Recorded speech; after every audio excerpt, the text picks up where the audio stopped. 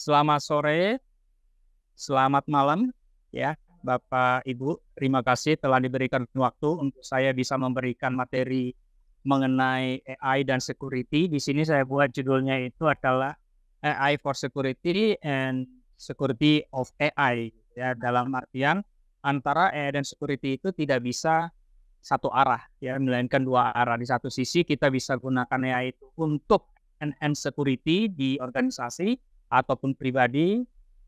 Di sisi lainnya itu kita juga mau melihat aspek security dari AI ini sendiri. Jadi AI sebagai objek maupun AI sebagai subjek. Nah, ini tentang saya Bapak Ibu, mungkin Bapak Ibu, terutama teman-teman ya yang belum kenal saya, nama saya Calvin Erlangga Silain, email saya di situ ada calvin@gmail.com. Jadi kalau misalnya nanti Bapak Ibu, teman-teman sekalian ada yang mau menanyakan tentang AI atau misalnya security spesifik, nanti bisa hubungin saya. Nah, saya sendiri berprofesi sebagai pengajar, dosen di Swiss German University dan juga di BINUS Internasional. Saya juga researcher dan juga seorang profesional di bidang konsultansi keamanan informasi. Riset interest saya memang terkait dengan security ya, ada information data security, digital forensics, deception technique and tools, dan security assessment sendiri seperti pentest, PA, dan seterusnya. Baik Bapak Ibu, sekarang mari kita lihat definisi dari AI sendiri ya. Kalau mungkin definisi security mungkin tidak perlu dibahas ya, karena memang mostly semua orang udah tahu lah ya kalau bicara namanya security.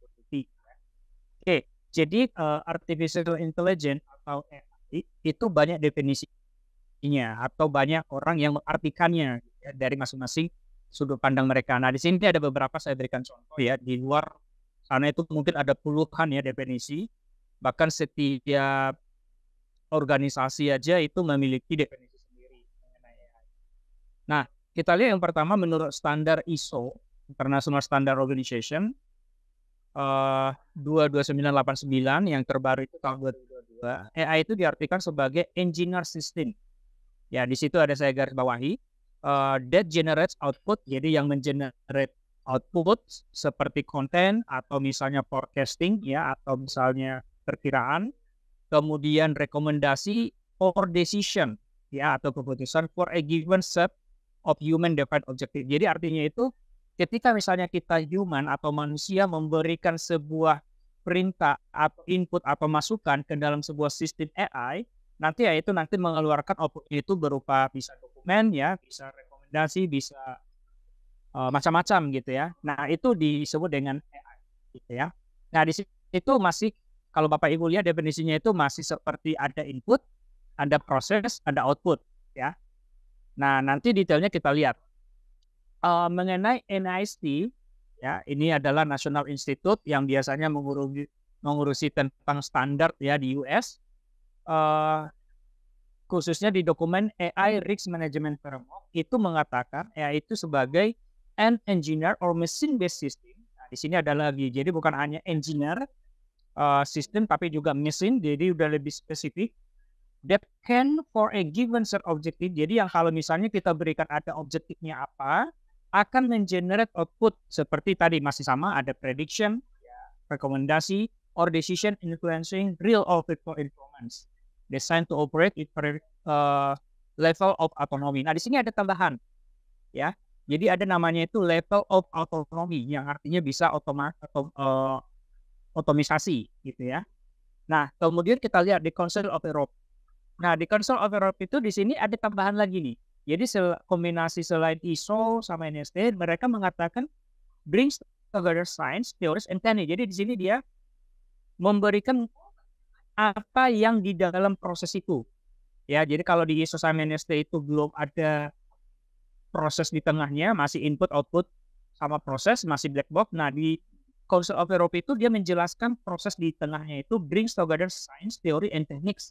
Ya, di dalamnya ada matematika, statistik, probabilitas, computational neurology, karena ada neural nanti kita bahas ya, and computer science. Ya, yang tujuannya itu mengimitasi. Ya, mengimitasi. Diimitasi oleh siapa? Oleh mesin. Apa yang diimitasi? Cognitive abilities of human being. Ya, jadi kemampuan manusia, cognitive ability-nya itu yang diimitasi oleh fisik. Jadi seolah-olah nanti manusia berpikir seperti jadi AI berpikir seperti manusia.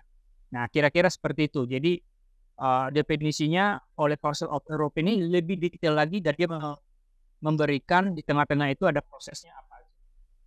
Nah, UNESCO sendiri, nah ini juga menarik Bapak Ibu, sampai UNESCO juga memberikan ada definisi terhadap AI ya. Di sini dia menggabungkan definisi yang diberikan oleh ISO, NIST sama Europe Union ya.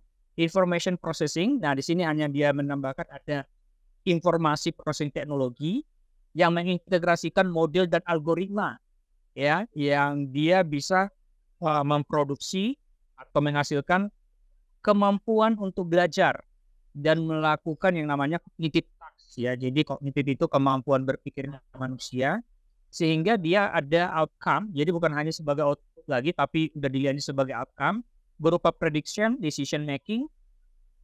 Dan kemudian di sini ada beberapa poin ya Bapak Ibu ya, di situ dibilang AI system may include several method. Jadi ada beberapa metode juga yang dijelaskan. Pertama bisa berdasarkan machine learning, termasuk dalamnya itu deep learning. Kemudian ada reinforcement learning itu jadi seperti kayak belajar terus menerus ya Bapak Ibu. Kemudian ada machine reasoning, ini merupakan bagian dari machine learning tapi lebih ke arah logik. Kemudian ada including planning and scheduling, knowledge representation and reasoning, search and optimization. Jadi di sini lebih detail lagi, dia membahas teknik spesifik yang dilakukan oleh AI. Ya, jadi begitu banyak. Sehingga saya coba menggambarkan atau merumuskan ya dari 4 definisi tadi itu saya buat di sini.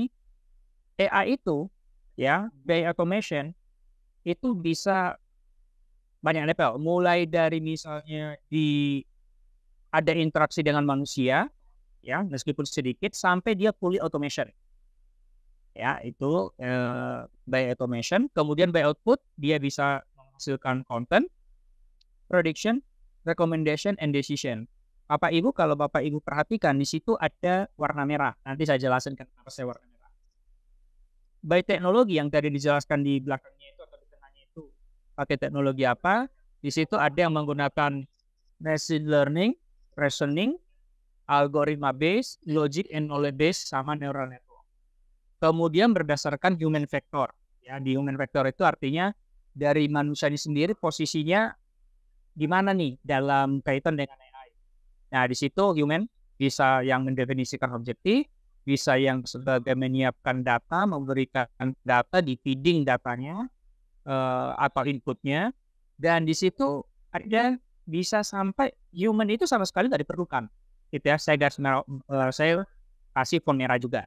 Nah, Bapak Ibu, yang saya tulis dengan font merah itu artinya ada sesuatu yang perlu kita gali lebih dalam, khususnya ketika kita bicara dengan keamanan AI itu sendiri. Ya, autonomi, kalau kita membiarkan namanya AI itu semuanya serba otomatis, artinya apa? Artinya decision yang dibuat itu sudah dilakukan dan dieksekusi langsung oleh AI. Tidak perlu lagi dia minta keputusan dari manusia. Jadi decision itu sekarang AI, bukan manusia lagi. Oke. Kemudian tadi decision atau nama sama. Kemudian human tidak diperlukan lagi. Jadi bisa kebayang Bapak Ibu, ketika sebuah sistem berjalan 100% AI dan kemudian outputnya itu juga sudah automation akan dieksekusi, decision-nya juga udah langsung diambil oleh AI itu melakukan next-nya lagi, maka manusia memang udah nggak diperlukan lagi. Oke. Nah, sebelum kita lebih dalam baca melihat dari AI, mari kita lihat dulu ya timeline dari AI. Jadi sebenarnya AI ini Bapak Ibu itu tidak lepas dari histori penemuan ilmu-ilmu yang ada, ya. Dan kemudian nanti ada breakthrough-nya, ada terobosannya, ya.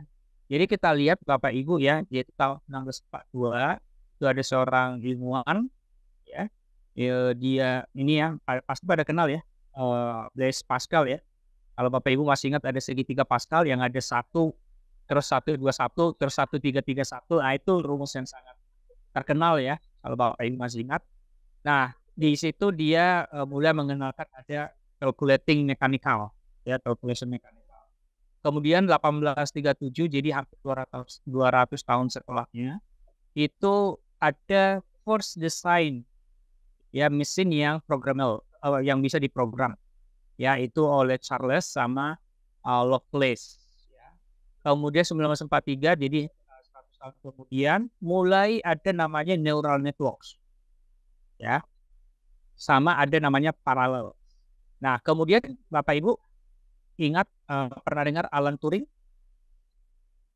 Alan Turing itu adalah seorang ahli, ya, memang ini sangat terkenal terutama waktu Perang Dunia Kedua, terutama di matematik. Dialah salah satu yang membuat mesin yang memecahkan enkripsi yang digunakan oleh Jerman. Mesin enkripsi yang waktu itu digunakan Jerman namanya Enigma. Dan waktu itu Alan Turing berhasil memecahkannya. Ya, bisa membuka dekripsi dari enkripsinya. Oke, kemudian 1955, ya, mulai istilah artificial intelligence yang mulai diperkenalkan waktu itu ada di conference. Kemudian ada satu bahasa 1995, ELIZA. Ini adalah NLP, Natural Language Program, yang pertama dibuat, ya, dan itu bisa digunakan sebagai awal untuk chatbots. Ya, chatbots itu tidak seperti AI, dia hanya merespon berdasarkan rules yang kita set. Contoh, kalau misalnya di konfigurasi chatbotnya itu saya buat misalnya ada yang menyebutkan halo pada jam 6 sampai jam 8 pagi, maka dia harus merespon selamat pagi. Kalau misalnya ada yang menyapa dia jam 11 sampai jam 2 siang, misalnya selamat siang dan seterusnya. Jadi udah ada predefined. Ya, kalau misalnya dia bilang ada halo, maka dia merespon apa. Itu masih level chatbots berdasarkan rules yang kita buat. Kemudian tahun 2011, ya, IBM itu membuat ada game namanya Watson, ya, ini juga menjadi salah satu terobosan, ya, di mana di situ sudah mulai menunjukkan kemampuan mesin mengalahkan manusia. Nah, kemudian Google tahun 2009, ya, itu Google itu membuat graphic card. Kemudian 2011 sampai 2014 itu mulai ada terkenal namanya Siri, Google yang sekarang kita pakai Google Voice, Cortana untuk yang Internet Explorer, ya, yang sekarang Microsoft Edge atau Microsoft itu Cortana. Nah, di situ kita bisa misalnya Hi Siri, please open this music, atau please play this title music, dan seterusnya. Nah, di situ dia udah bisa mulai merespon, dan dia akan melihat responnya itu bukan berdasarkan statik lagi, bukan berdasarkan misalnya kalau ada yang bilang buka lagu ini, terus dia query one to one gitu, udah nggak lagi, udah seperti bukan chatbot lagi, tapi dia akan mencari ke database-nya dia. Ya, yang istilahnya dia udah mengumpulkan semua daftar musik, semua daftar lagu, daftar pencipta lagu, daftar penyanyinya, dan seterusnya. Sehingga ketika kita menyebutkan dengan voice saja, maka kita nggak spesifik lagi dengan hanya judul, tapi juga bisa dengan Kemudian tahun 2002 itu mulai ada autonomous vacuum yang bisa membersihkan rumah secara otomatis gitu, ya, tinggal dinyalakan, dia nanti bisa mendeteksi kalau misalnya di sini ada kursi, dia akan belok, kalau di sini ada tembok, dia akan belok. Lalu 2000 sebenarnya ada yang sangat terkenal itu 1997, ya, tadi saya langsung skip tadi ke tahun 2011. Sebenarnya di tahun 1997 saya masih ingat karena waktu itu saya masih SMA kelas 3. Itu kebetulan saya juga suka catur, ya, Bapak Ibu, ya. Saya waktu itu membaca berita Garry Kasparov, waktu itu adalah juara dunia catur, dan waktu itu diakui dia sangat jenius. Itu akhirnya kalah, ya, akhirnya kalah terhadap mesin komputer Deep Blue namanya.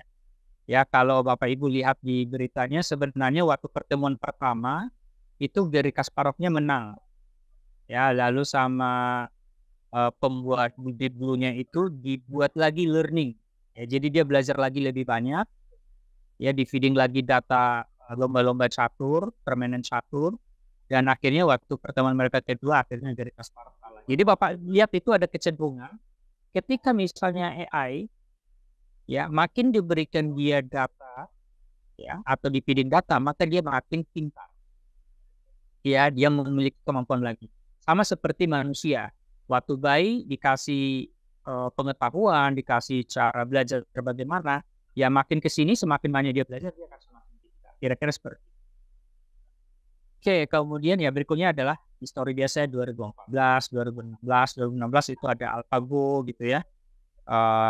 Dikalahkan oleh Messi juga, kemudian 2018 akhirnya mulai ada universitas bukan hanya mulai ya, tapi udah mulai banyak universitas di dunia yang memberikan materi artificial intelligence. Nah, disitulah orang mulai booming dan akhirnya masyarakat. Jadi kalau dulu misalnya AI itu hanya dikenal di kalangan peneliti, di kalangan pencinta komputer atau mengenal komputer, sekarang akhirnya AI itu dikenal gara-gara ChatGPT.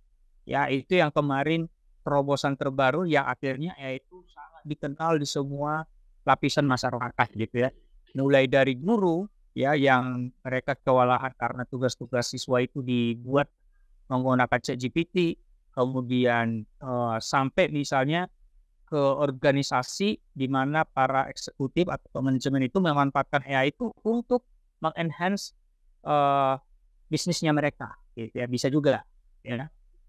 Oke, itu kira-kira mengenai timeline-nya. Nah, Bapak Ibu, kalau kita lihat hubungan timeline dan industri, ya sebenarnya sih itu boleh dibilang part of 4.0 gitu ya, karena kebetulan memang beberapa tahun belakangan ya, mungkin udah 3 sampai 5 tahun ke belakang itu istilah industri 4.0 itu udah mulai muncul ya. Dan di industri 4.0 itu memang bukan hanya AI tapi juga ada IoT, kemudian ada blockchain, yang kripto dan seterusnya. Nah, Bapak Ibu mungkin familiar ya dengan poster film ini, ya Mission Impossible yang terbaru. Nah, kalau Bapak Ibu ikuti filmnya, itu di Mission Impossible itu, ya musuh mereka sebenarnya AI. Yang mereka itu sebut di film itu adalah entity. Ya, sebuah entity. Kenapa dia menjadi entity bukan hanya it lagi? Karena dia sudah bisa berpikir. Ya, di situ AI-nya itu udah bisa berpikir, bahkan AI-nya itu bukan hanya bisa berpikir, tapi juga udah bisa membuat decision dan dalam tanda petik sudah bisa memanipulasi orang. Ya, cara memanipulasi orang itu bukan hanya memanipulasi misalnya suggestive, tapi dia bisa membuat sebuah event yang sehingga dengan event ini orang tersebut melakukan tindakan tertentu, gitu ya.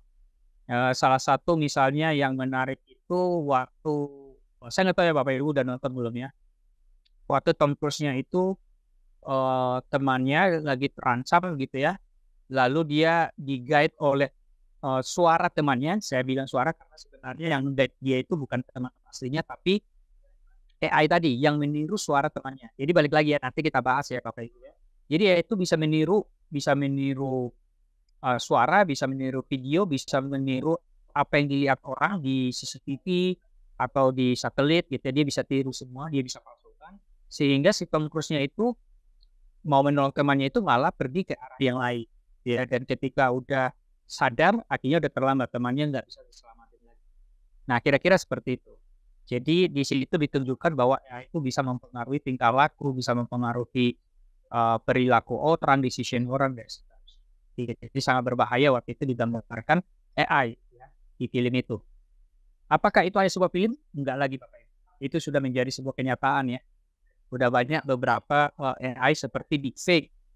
Bapak Ibu mungkin udah sering dengar deepfake, di mana di deepfake itu bukan hanya mimik atau ekspresi orang yang ditiru, tapi juga lip sync-nya, kemudian fotonya itu persis sama seperti manusia benar. Sampai suara-suaranya itu semua, intonasinya itu sama. Ya, itu kalau Bapak Ibu mungkin tertarik bisa dicari kata kuncinya deepfake ya. Nah, mungkin Bapak Ibu udah melihat tadi ya dampaknya dengan AI. Sekarang mungkin pertanyaannya itu bagaimana sih cara kerja AI gitu ya. Nah, kita lihat Bapak Ibu, ini saya ambil dari Springer Link ya, saya buat ada source-nya itu. Jadi, di situ ada sampai 6 ya, mulai dari identification and understanding. Nah, di situ saya ada tambahkan, kata data source. Kenapa? Karena di Springer Link itu dia nggak menyebutkan apa yang terlibat di situ. Di situ saya sebutkan, di identification and understanding, AI itu atau sistem AI yang mau lagi belajar, dia perlu namanya data. Semakin banyak data yang kita masukin, maka dia semakin bagus responnya dia, makin presisi. Tapi nanti ada catatan Bapak Ibu, nanti ada path-nya. Ya, misalnya seperti data cohesion, data quality gitu ya. Kalau misalnya data yang dimasukkan ke dia itu misalnya data tidak benar gitu ya, banyak data-data hoax, maka output-nya juga nanti akan tidak akan benar juga gitu ya. Jadi tergantung. Makanya untuk stage sekarang, kenapa para ahli yang mencoba menginsight AI itu dia mulai memilih-milih data karena itu tadi data quality-nya. Tapi itu memang menjadi isu tersendiri ya Bapak Ibu ya, karena untuk validasi data ini benar atau tidak itu menjadi tugas yang tidak mudah. Nah, di proses identification di situ AI itu lagi mencoba recognize something, ya, mendiscover the existence of something. Jadi semuanya tentang data dia coba ingest, dia coba ambil, kemudian nanti understanding dia coba memahami, terutama konteks. Makanya Bapak Ibu, apa bedanya chatbot sama sekarang AI? Dia memahami yang namanya konteks, ya. Di situ dia si AI itu udah mulai tahu. Dia bukan hanya sekedar kalau ditanya ini akan respon gini, enggak lagi. Dia bisa merespon berdasarkan konteks. Ya, nanti saya akan berikan contoh. Dan justru masalahnya memang kelemahannya di sini saya jelasin aja. Salah satunya adalah dengan mengeksploitasi konteks. Ya, nanti saya berikan contoh. Kemudian decision.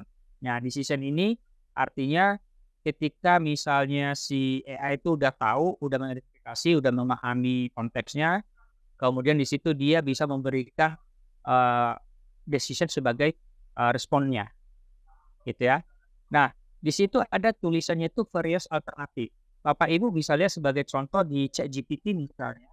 Bapak Ibu misalnya minta pertanyaan tentang A, lalu Bapak Ibu bilang misalnya sepertinya kurang presisi, coba ulangi lagi. Nah, dia akan memberikan alternatif jawaban, gitu ya.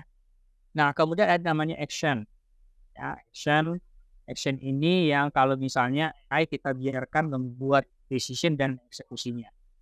Ya, kemudian ada namanya interaction. Jadi interaction itu dia bisa exchange informasi, exchange data atau sesuatu dengan agent lainnya. Agent lainnya itu bisa dengan sistem AI lainnya, bisa dengan sistem non AI lainnya.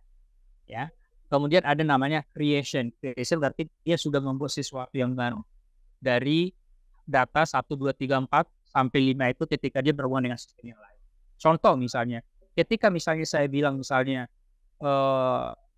saya mau misalnya membuat sistem yang sistem protokol baru yang berkomunikasi dengan IoT yang perangkatnya speknya misalnya ABCD sama misalnya IoT yang perangkatnya berbeda komunikasinya atau protokolnya yang dia butuh misalnya XYZ misalnya. Nanti sama si AI-nya itu bisa tahu menyusun apa yang kita butuhkan.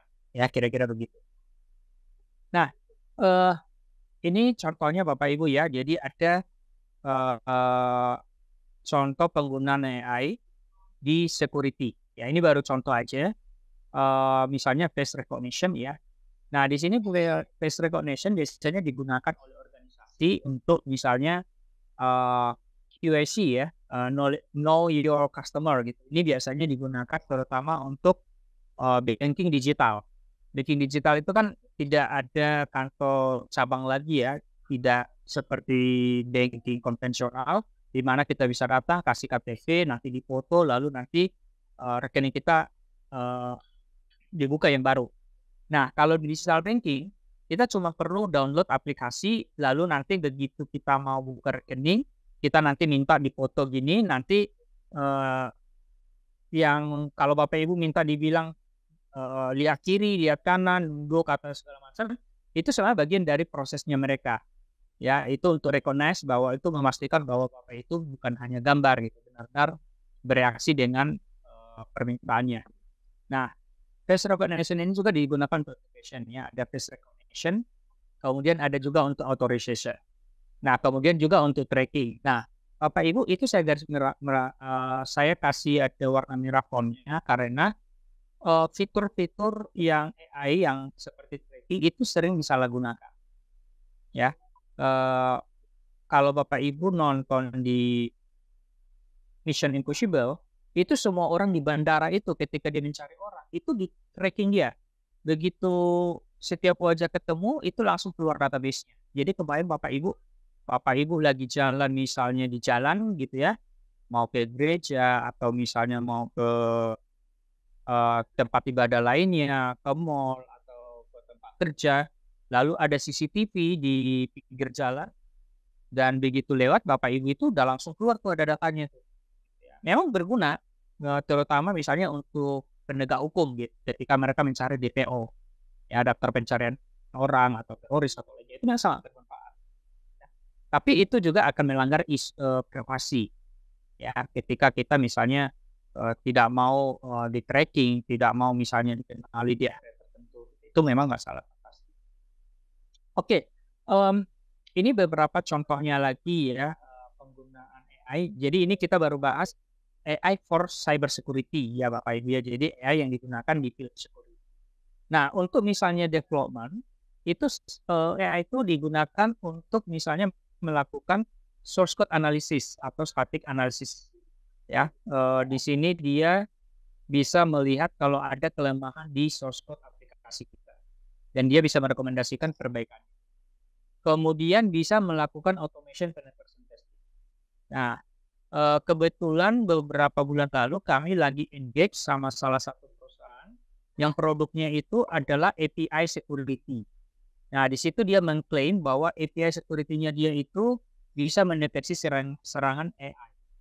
Lalu kita testing dan memang bisa gitu ya. Jadi serangan payload yang kita kirimkan itu dengan scramble atau sesuatu yang belum ada di beberapa tools lainnya itu bisa terdeteksi. Kemudian bisa juga digunakan untuk threat modeling. Ini banyak digunakan bukan hanya secara sistem tapi juga secara organisasi Bapak Ibu ya. Contoh misalnya gini, ini saya kata perkataannya ChatGPT lagi ya. ChatGPT ini salah satu ya, bukan hanya satu-satunya tapi salah satu. Jadi saya kasih contoh gini. Saya tanya begini, saya memiliki ide untuk bisnis sepatu di mana bisnis sepatu ini target saya adalah ini. Bagaimana saran Anda gitu ya. Itu saya buat di ChatGPT sama dia direspon dia. Termasuk nanti dia merespon bagaimana cara marketingnya, bagaimana produk yang laku, melihat perilaku dan seterusnya. Ada ya. Jadi lumayan dia. Ketika saya misalnya tanyakan lagi, kira-kira siapa sih perusahaan yang mungkin menjadi saingan saya di penjualan sepatu ini, nanti dia kasih tahu. Ya, dia kasih tahu apa kelebihannya dan kekurangannya. Kemudian AI ini juga bisa digunakan untuk membuat aplikasi baru Bapak Ibu. Saya pernah membuat aplikasi API menggunakan JS ya. Karena kebetulan saya waktu itu mau demo tentang IoT security, tapi IoT-nya itu komunikasinya lewat API dan saya minta ChatGPT dan itu keluar. Nah, atau bisa membuat new malware, ya, malicious software seperti virus, ransomware dan seterusnya. Nah, ini ada contoh Bapak Ibu. Ya, ini contoh misalnya untuk review atau audit source code. Di sini saya tanyakan, tolong dicek di manakah kelemahan dari kode sumber berikut. Nah, di situ saya berikan ada kode kode PHP gitu ya. Nah, ini saya copy paste.